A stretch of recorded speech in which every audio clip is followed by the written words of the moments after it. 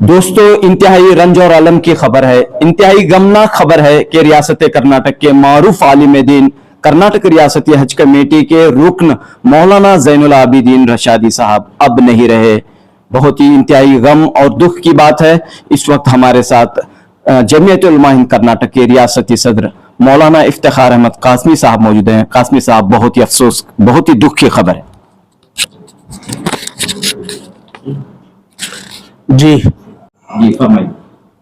بے شک یہ خبر نہ صرف اہل علم حضرات کے لیے بلکہ ملک اور ملت کے لیے یہ ایک ناقابل تلافی نقصان ہے۔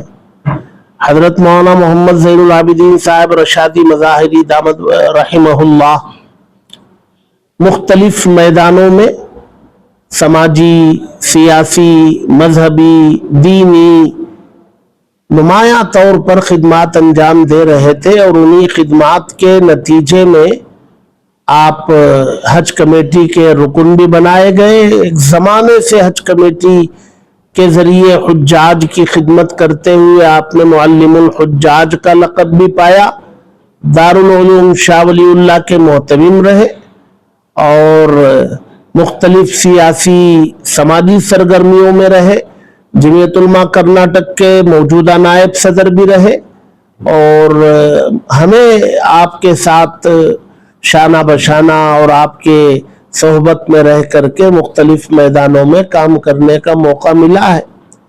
ادھر چند دنوں سے طبیعت علیل تھی، حالانکہ اس سے پہلے بھی طبیعت میں اتار چڑھاؤ رہا، لیکن ہر مرتبہ جو ہے صحت پا کر کے لوٹ آئے، پھر میدان میں سرگرم ہوئے۔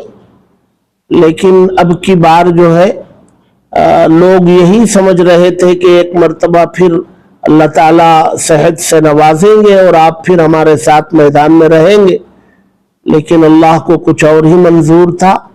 صحت وہ گرتی رہی، اور گرتے گرتے ابھی تھوڑی دیر پہلے اچانک یہ خبر ملی کہ آپ اس دار فانی سے رخصت ہوئے۔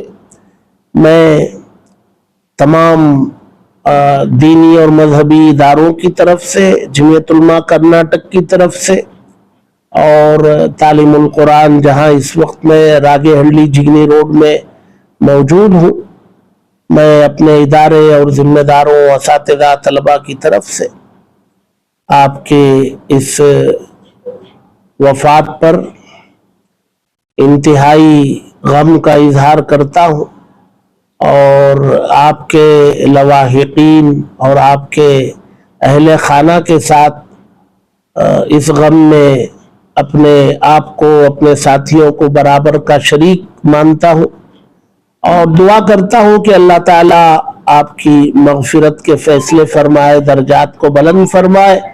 جہاں کہیں یہ خبر مل رہی ہو ان سب سے بھی گزارش ہے کہ دعاؤں کا اہتمام فرمائے۔